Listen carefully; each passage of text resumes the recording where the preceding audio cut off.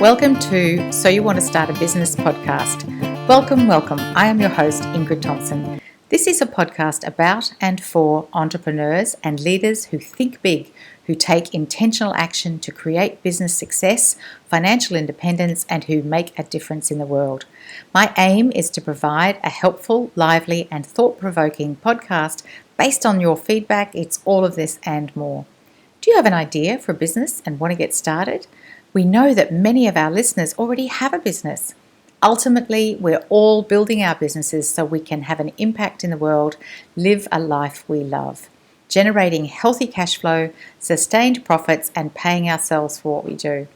Listen in because the So You Want to Start a Business podcast has been made just for you. I am your host, Ingrid Thompson, and I have been running my own business, Healthy Numbers, for almost 20 years. And over that time, I've worked with literally hundreds of people to help them build and grow their own business, successful and thriving businesses. In this podcast, I speak with inspiring entrepreneurs and business owners who tell their business stories, and they tell it like it is, the ups and the downs. Each episode is your opportunity to pick up tactics to try in your business. Today is a real treat as we welcome back Charlotte Chipperfield. Charlotte, we met in episode number 30 and we've invited her back. Here we are, 3 years later, episode 130. Charlotte Chipperfield is a marketing success catalyst. And here's why she describes herself that way. And so I kind of consider myself more of a marketing success catalyst now, in the sense that I don't do a lot of the execution, but I really help people create the bigger vision and connect their marketing to what that looks like in their business. So for me, over the years, and even the last time we talked, through that time of helping clients do their email marketing, social media, I found that I took a step back and really looked at, what were the clients who were most successful with these different avenues, and why was that? And what I found is that the companies and clients who had a really clear vision that was connected to their why and were able to really communicate that story are the ones that were the most successful. And so I sort of backed out my services and really got clear at the beginning and helped people really solidify and lean into their core values to set the foundation for then building a marketing plan and strategy so that, your Facebook ads aren't totally isolated from what you're doing in finance and your business goals. Like there's this cohesion, if you will. When Charlotte describes it this way, it makes so much sense. We need to have that cohesion, that congruity, our clear vision connected to our why and supported by our story.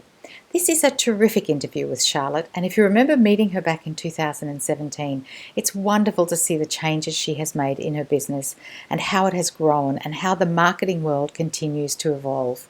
As always, there's no advertising on this podcast, apart from me and my guest, and you'll get to hear from Charlotte what she's up to, and the links are in the show notes. If you enjoy listening, please share this episode with friends and colleagues.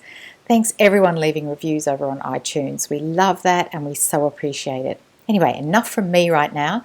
Let's listen as Charlotte updates us on what's happening in her business and so much more. Are you ready? Let's go. Hello, and here we are today with Charlotte Chipperfield. Hello, Charlotte. So lovely to see you again. Yes, hello. So great to be here again. It is. It's lovely. Now, Charlotte, you and I first met. Well, actually, we met before May 2017, but your podcast went to air on the May 2017, and your business was just celebrating its third anniversary then. So we know that businesses change over time. So let's start with, what is your business? Tell us what business are you in? Yes, absolutely. So my business is called Chipperfield Media, and I operate in the world of marketing. When I started my business back in 2014, it's kind of crazy to think it's now 7 years since I started my business, but things have definitely changed and shifted a little bit in that time period. When I started the company, I was operating a lot more like a marketing agency and offering services to clients, primarily within the wine industry, helping them with a lot of their digital marketing content-wise, so producing content, doing social media, and email marketing were kind of the main 3 avenues of services that I had. And so I would say there's been a shift, a shift of still helping clients with their marketing. I focus now on really helping impact-driven entrepreneurs to create a very intentional and sustainable marketing plan to empower them to become more confident in owning their message so they can really have the impact on the world that they want to have. And so I kind of consider myself more of a marketing success catalyst now, in the sense that I don't do a lot of the execution, but I really help people create the bigger vision and connect their marketing to what that looks like in their business. So for me, over the years, and even the last time we talked, through that time of helping clients do their email marketing, social media, I found that I took a step back and really looked at, what were the clients who were most successful with these different avenues, and why was that? And what I found is that the companies and clients who had a really clear vision that was connected to their why and were able to really communicate that story are the ones that were the most successful. And so I sort of backed out my services and really got clear at the beginning and helped people really solidify and lean into their core values to set the foundation for then building a marketing plan and strategy, so that your Facebook ads aren't totally isolated from what you're doing in finance and your business goals. Like there's this cohesion, if you will. Yeah, no, that's lovely. It's so important that it's just one approach, isn't it? That it's not so scattered. I love that, sales catalyst. That's a terrific expression, isn't it? Yeah. Is that what you call yourself? It is. That's what I'm calling myself now. Yes. I think that's wonderful. That's wonderful. So you've told us how your business has changed over the time. How have your customers changed? And, sort of in what way are they different? Because, I know that having worked with many businesses over years, as the ideal customer changes, and you talked there about identifying who your ideal customer was through the success that they had. But how have customers changed? Yes, that's a great question. And yes, they have definitely evolved and changed over time. And when I started the company, I was working primarily with wineries because I came from a wine marketing background. And for me, I found that a lot of the same principles I was using with those winery clients could be applied across multiple industries. So I kind of was able to expand my scope and work with clients in various different industries, which was fun for me because I got to learn a ton about other industries. And then there became this kind of question. People kept asking me like, well, what's your niche? Like, who do you serve? And it became harder and harder for me to actually answer that question. And so again, in this process of sort of taking a step back, I was able to really ask myself, again, not only what clients are being most successful, but what were the characteristics of the clients I enjoy working with the most? And I actually found the answer to that question had nothing to do with industry. It was more about the principles and the character of the people behind the company.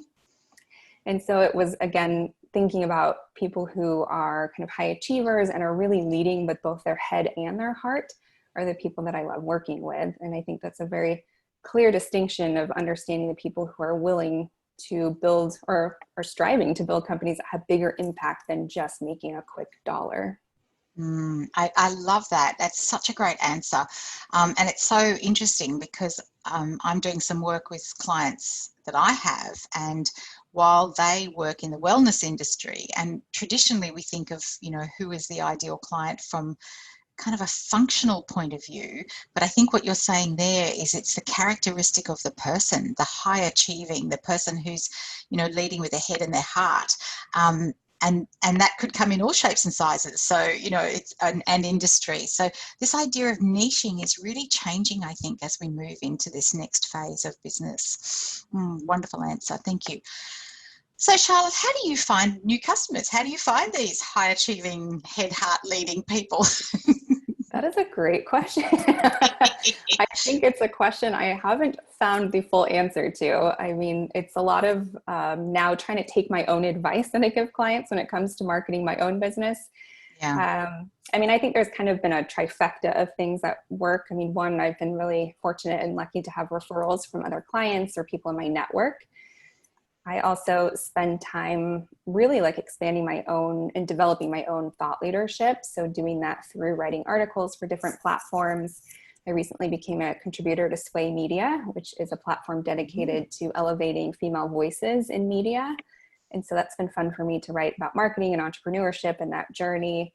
And then I do find presentations to organizations that are aligned with my values and again are helping to support sort of social impact entrepreneurs or those that again are kind of leading with that heart and mind and thinking about, the people, profit, and planet, like a B corporation.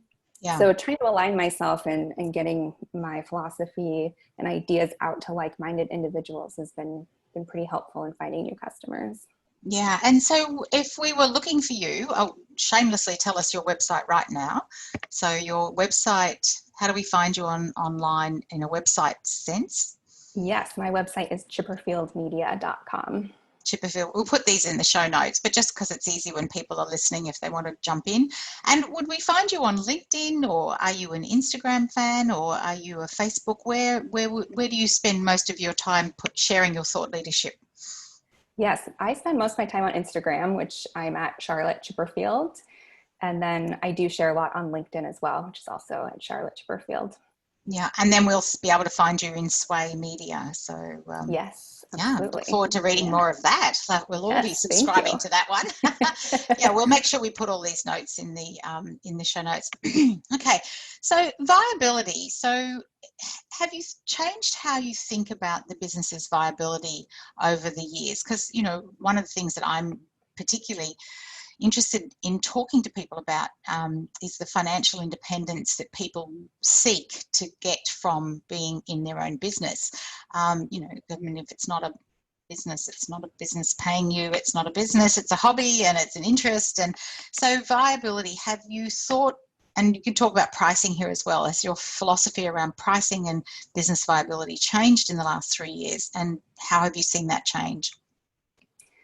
Yes. I think this is something that I try and evaluate at least every year, if not more often than that. And I think what we talked about the last time I was on the podcast was I was shifting from kind of charging hourly into a retainer model, which I'm so thankful I did that. I think that's so important. It's really hard to scale and grow when you're constantly trading dollars for minutes. And so for me, the retainer took away a lot of that time I spent just tracking my hours, because you'd be amazed how much time that just takes. And then trying to justify that to the client, or them being more surprised how long something took. So for me, the retainers have been really nice because I can kind of just jump in and do what I need to do here and there, especially when I help, manage the communities online for brands and for companies, that just checking Instagram for a couple minutes here and there, it's hard to just track that. So yeah, for me, moving to the retainer model has been really helpful in, helping the clients know what they're spending, but then also helping me know what's coming in. And so for me, in the last 2 years, I've been really focused on kind of thinking about what other revenue streams could be created. So for me, what I did this year, and even as COVID hit, it gave me the opportunity to really invest the time into building my own course. So it's called the Holistic Marketing Roadmap. So this is really helping people to create their own marketing roadmap through a self-paced course. And so that is just another way for me to kind of package my knowledge to help serve more people in a way that maybe they're not going to be able to work with me on a monthly retainer or go through this system one-on-one. So this makes it more accessible to more people. So it's really coming from a place of, yes, I want to help people, but then it also allows me to kind of capture my knowledge in one place and create a revenue stream that is kind of, it's there, but I don't have to maintain it, if that makes sense. It does. And will we find that roadmap on your website? Is that where we would find that? Beautiful. Yep, you can absolutely hook to that.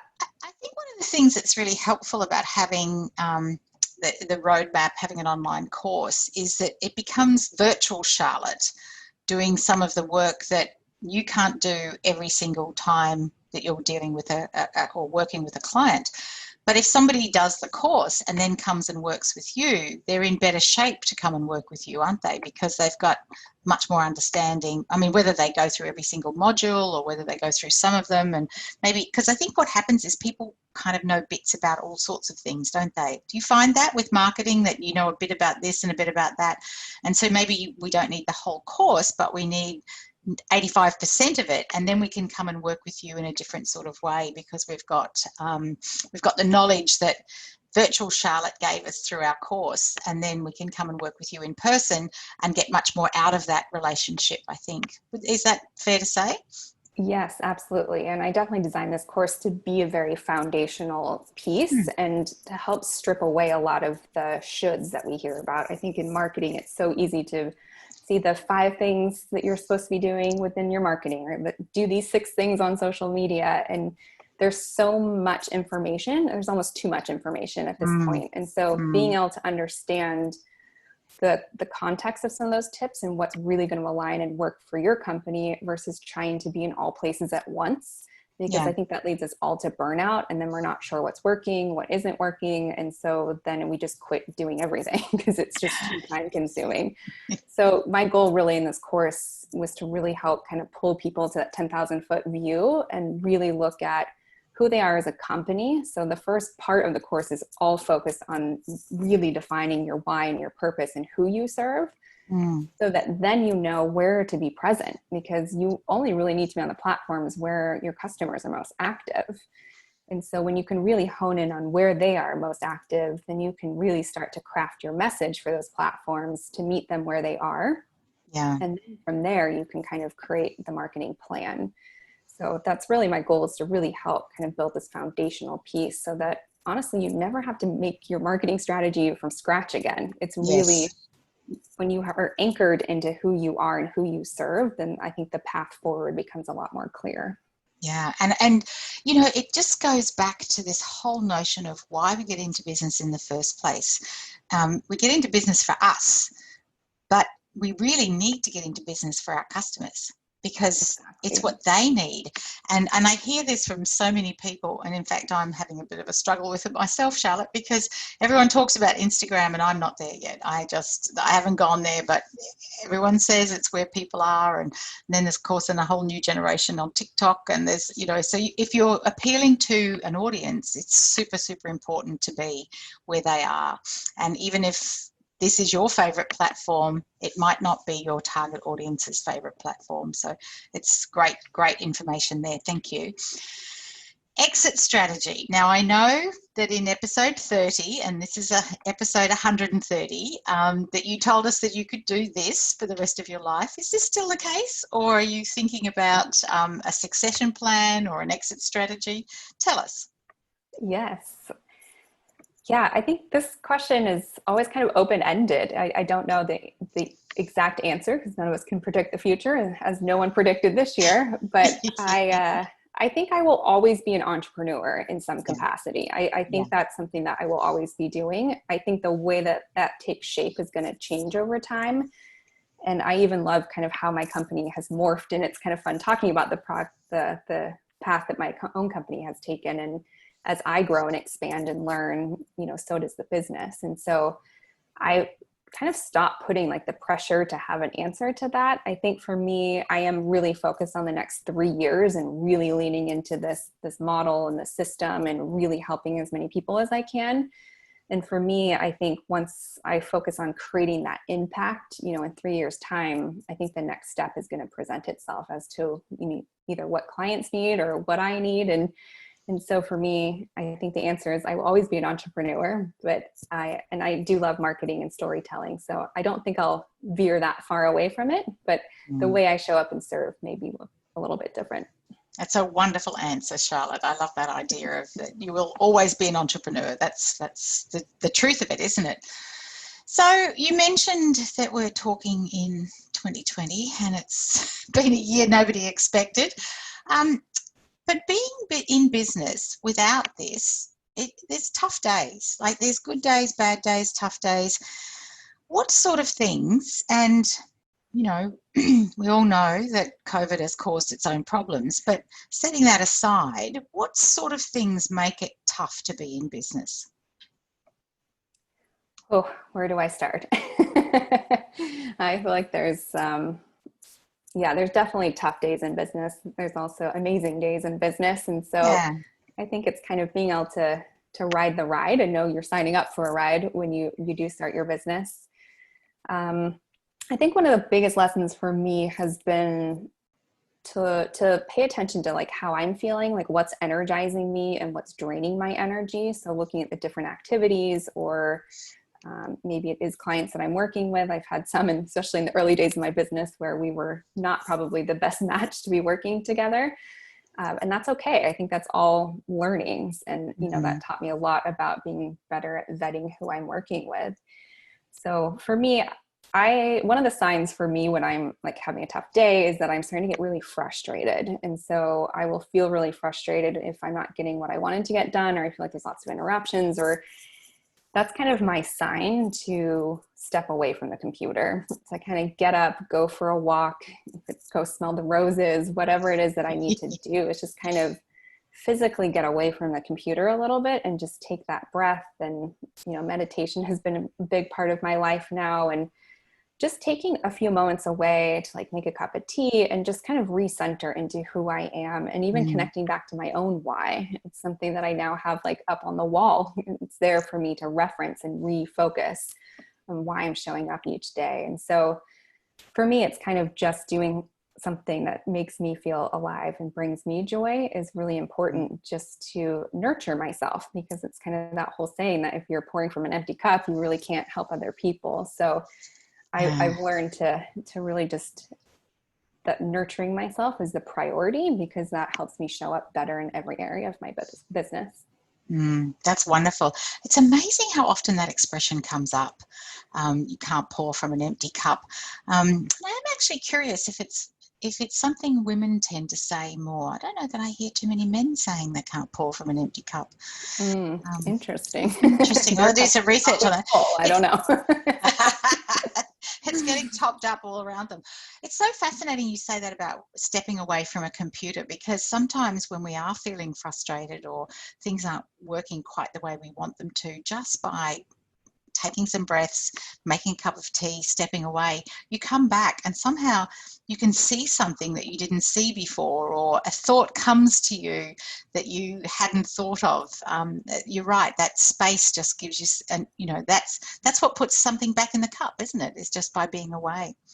Yes, I think so often we think if we just crunch like another hour or two on the computer, like just like push through, that we're just going to magically have the answer to everything and do great work. But it is amazing when you step away. And I mean, I'm guilty of trying to just push certain tasks to the weekend and be like, I'll get it done this weekend. But the power in actually taking the weekends off is amazing, where I'll be reading a book, or I'll drive to the ocean, or whatever it is, that I will have the most amazing ideas, or think about, what if I change this in my course, or what if I wrote this blog post? And you have these amazing ideas that come up because you're not trying to force it to happen. It just naturally flows a lot more because you're not putting that pressure on yourself. Yeah, there's an example somewhere about the strength actually happens in the pauses. I think it's in fitness. If you do the muscles all the time, it actually stresses them. But it's the recovery in the muscle is where it actually builds. So I'll have to check that fact. You can fact check that, people, as you're listening. We can't do it all ourselves. So what does your team look like now? Because I know when we spoke, you were looking at having some other people help you. You had some part-time team. What does your team look like now? Yeah, absolutely. So I think in the beginning, when I was creating or had more of the agency model, I was really hoping to build like a boutique agency and have full supports for full-time people. It's a tongue twister. For me, that didn't quite pan out as I had planned, and it just didn't make sense to bring on people full-time. And so I've been really lucky to have some really key contractors that I've worked with. So I've been able to bring in people to help support, creating content calendars or scheduling posts and doing analytics. So that's been really great to kind of allow, my business to ebb and flow, but then still have that support there as well. So I've definitely relied on contractors that are very helpful and usually know more than I do in specific areas. So yeah. Really is that what we call the Hollywood model, is where you have these, you kind of bring people together for doing the work you need, and then they all go off and do what they do? And I think I heard somebody call that the Hollywood. It's sort of, they think about a movie, they bring all the people together for a period of time, and, you need people to help you with certain things, so you bring them in when you need them. I love that. I hadn't heard that before, but that sounds really glamorous. I like it. So next time someone says to you, what's your team like? You just say you're using the Hollywood model. So Yes, I will. I love models. I love analogies and models. Okay, so coaching, mentoring, have you had one? Do you have one? What role do they play? Are they important? Tell us what you think. Yes. Oh my gosh. I think coaching has been so valuable for me. I have worked with different kind of coaches over the years. I think initially I didn't know what a business coach did, right? It was kind of like, I don't know, do I need one? What happened? Until I kind of dove in and worked with one and was like, oh my gosh, should have done that sooner. But I think there's been so much value in working with coaches. And I have worked specifically with business coaches who have worked or helped me go through a mastermind with other individuals. And then I've also worked one-on-one. And then I found that, through some of that, it wasn't necessarily the strategy and the planning that I was stuck on, because I'm actually really good at that, which is why I'm really good at marketing, is that strategy and planning piece. But there was a lot of mindset and beliefs that had to be overcome. And, one of my coaches used to say that you can only grow yourself or grow your business as much as you're growing yourself. And I think that is so true. And for me, there's definitely been beliefs around money that have come up, and I've had to do the work to really understand where they come from and how to shift those. And even right now, I have a coach who's not a business coach, but she's an NLP coach, so neuro-linguistic programming. And I am like obsessed now with neuroplasticity and like how our brains work and how you can reprogram. And so that's kind of the world I'm living in coaching right now, which I think has moved me further along faster than anything I've done before. And it's not only like fascinating and I get to geek out on it, but I've really seen some big shifts that have happened. And I think that's such an important piece to business and entrepreneurship that we don't talk about as much. I mean, people talk about mindsets, but I think they just think you can put a motivational quote on the wall and then you're going to have this massive success, where really it is kind of taking that assessment like we would of our business, but of ourselves, and kind of thinking, what are our values and how are they serving us or not serving us anymore? Yeah, and where do the beliefs lead to values, lead to behaviours, lead to outcomes, lead to actions, how that cycle all comes together. I think one of the most powerful things about understanding neurologically how we work is that we can make any changes we want, that we can make the choice in our mind. It takes work to create new habits, to create new patterns, but the brain actually can be retrained, unless there's something specifically damaged, like if you were hit over the head with something. I mean, if there's actual physical damage, you can't, but the brain is plastic and it can be moved. Yeah, which is where the neuroplasticity comes from. It's just fantastic. Yeah, it is fantastic. And I think what's so exciting is like, yes, it can change, but the hard work comes in is once you've made that decision to change, it doesn't just happen. And I think that's where the value of having a coach is because it gets crunchy and sticky and icky and uncomfortable. And so having that coach there is someone that just can reiterate that, like, that's normal. And you're literally changing your brain and your belief systems. Like, you kind of have to push through that to get to the other side. And but that's the beautiful, powerful part of it.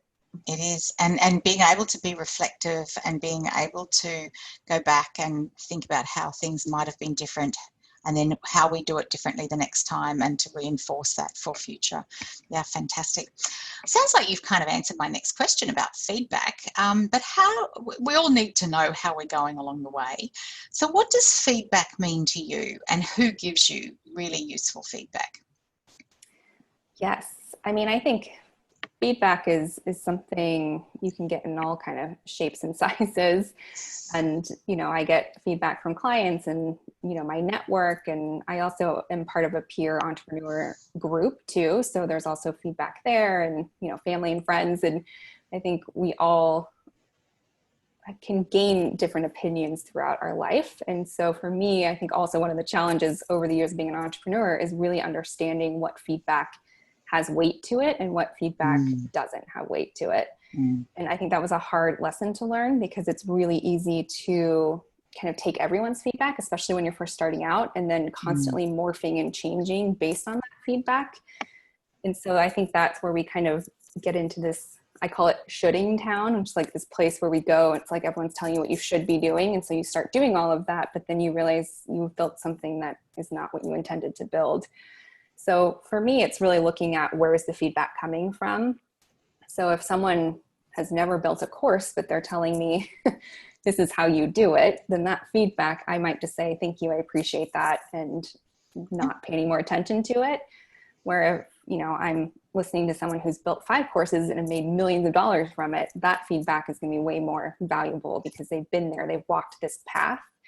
So I think that's also really important. And it's harder with the negative feedback, but you know, that's something, again, looking at where that's coming from, because I think sometimes other people can project their fears or their insecurities around if they were to do that thing that you're doing, and that can just kind of feed into our own fears versus empowering us to take that step forward anyway. So yeah, I would say the feedback that matters most to me is really my clients, because I want to make sure that I'm really helping and empowering them. And then everything else is sort of just knowing when to put the blinders on and just kind of say thank you and just pay no more attention to it. And then really seek out the people who have been where you are and are further ahead to understand how they got there and what the lessons are. That's such a great answer. And I'm just thinking as you're saying it there that, you know, you said earlier about we can't pour from an empty cup, and our cup needs to be filled up with the positive. And I think if we're feeling a bit empty and a bit depleted, that negative stuff takes up space, and that it makes it more difficult to push that away. And that sort of ties back to, you know, one of the things that's tough in business is that there are the naysayers. There's people who haven't got a clue what you're doing, who have an opinion, and it could be good intentioned. And if we're solid, if we're really keeping ourselves, like with a coach, keeping ourselves learning new things, growing ourselves, there isn't room for that. Like the cup's full. It's, you know, we're keeping it reinvigorated by having weekends off. Like it's all part of the same part of how we build ourselves as business people and entrepreneurs. Yeah, wonderful. Terrific answers, Charlotte. I knew this was going to be a good interview. So I always ask people 3 characteristics that they have. And previously you mentioned diligence, patience, and a sense of humour. Now, are these still your key characteristics, or have you developed in this stage of your business some other ways of being who you need to be able to take the business to its next stage? Yes, I know, it's so interesting to have that kind of reflection piece of where I was a few years ago. I would still say a sense of humor is absolutely needed. I think not taking things too seriously. I mean, I'm totally guilty of doing it, but I think the more kind of humor you can bring to it is important. I would say my other 2 characteristics have changed, though. I think for me, I have, I don't know, really strengthened my own voice and my own message. So I would say I'm actually a lot more bold because I have a very authentic message. And through this growth, I've been able to really lean into who I am and kind of drop a lot of the fear that comes up with putting yourself out there, and really just kind of leaning into my purpose and my message, and really, again, focusing on who I'm helping. It's not really about me. It's ultimately trying to come forward and show that, you know, marketing doesn't necessarily have to be so serious. It is a serious part of our business, but like when we can be playful and learn to be our own authentic selves to show up and connect with the people we want to connect with. I mean, at the end of the day, marketing really is relationships. And so it's building those relationships. So I would say that I'm definitely leaning more boldly into my authentic self and message. That's lovely. I love that. I was just re-listening to a podcast episode from around about yours, actually, and he was saying to be solid and to, I can't remember what the other was, but bold was one of the things that he talked about, that in business you have to be bold. Energy, solid, and you have to have good energy and be bold. So I love that you use that word bold. It's a great word, isn't it? It is. Okay, so here we are. You're, in your 7th year of business, and someone comes to you who's not in a business and says, I'm thinking about starting my own business. What's your immediate response to that? How do you respond to someone who's thinking about starting a business? Yes, well, I'd probably sit down with that person for like an hour of a cup of coffee or over Zoom now, I guess. But yeah, I mean, I think Oh, I would go back to the why. I would ask them Yeah, why. Like, why are yeah, you going into business? And I yeah, think the more clear you can be on that answer, I think, again, it's going to help you make decisions moving forward. yeah. If it's just to make money, then I would, invite that person to probably take a little more time and dig deeper into why they want to have their own business.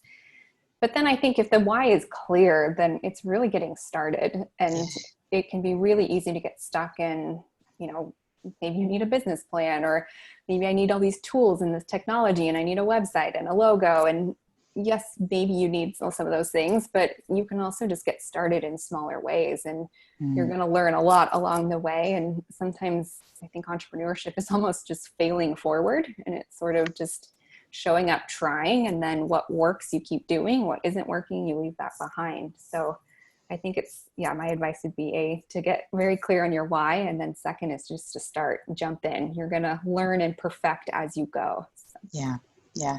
I love that. Fabulous. Thank you. Charlotte, as we bring this to a close, and it's been a wonderful conversation, is there anything else that I haven't asked you that you'd like to cover? Thinking about, business and, the reasons we get into business to serve, anything else that you'd like to add before we go? Yeah, I would just add, as people are even taking that marketing lens and thinking about their business, is to really, again, think about your core values of your company. There's a Mm, lot of companies that I think skip over that, either solopreneurs or large corporations. We see this too, where their core values are just like a poster in the lunchroom, and they're not something that are actually lived and breathed every day. And for me, those are really, really important from a marketing perspective, because it actually makes your communication, your message easier to craft. And again, you're going to pull in customers that really resonate to those values. And yeah. I ultimately encourage clients to use those values as their content pillars. So as they're building their content calendars, you've got these sort of 4 or 5 themes that you're constantly reiterating, that not only Mm, strengthens what your company stands for, but again becomes very clear message to your customers on who you are, what you stand for, and what you provide. yeah, I'm going to leave that right there because that's a beautiful way to finish. Charlotte, thank you so much for your time today. And look forward to the next 3 years. Yes, thank you so much for having me. So much to think about from this conversation, isn't there? Thank you so much, Charlotte, for being generous with your thoughts, for your wisdom, your experience. And thank you so much for listening to another wonderful episode of So You Want to Start a Business podcast. All the connections that Charlotte referred to are in the show notes, wherever you're listening. I've set up a new Facebook group, and it's called Healthy Numbers Profit Lab. And it is the community for business owners and entrepreneurs wanting to build and grow a profitable business. You can join here, bit.ly/HN Profit Lab group. So, or if you're in Facebook, just go and search for Healthy Numbers Profit Lab. There's a couple of simple questions there, and then we'll welcome you on in. I'm known for being able to take the complex and make it simple. All those complicated things in business, I'm going to be talking about them in that Facebook group. I'm posting regular livenars, and a livenar is a live webinar directly into that Facebook group. So you'll be able to ask questions, and I'll be answering all your questions and covering all those topics you need to know to build and grow your profitable business so you can achieve financial independence. Come join us in the Facebook group, Healthy Numbers Profit Lab. For everyone listening, whether this is your first episode or you've been with us for some time, I truly believe that whatever you are dreaming about can become real. These podcasts are designed to inspire, educate, and inform about what it takes to create and grow a business of your own. We're here to tell terrific business stories, and if you especially enjoyed this episode, please feel free to share it. Make it easy to have all the latest episodes by subscribing, and every time there's an update, a new one will appear in your podcast. As always, we say, ideas without action. Well, they are that indeed. They are ideas. What action are you inspired to take today? Till the next time, thanks for listening.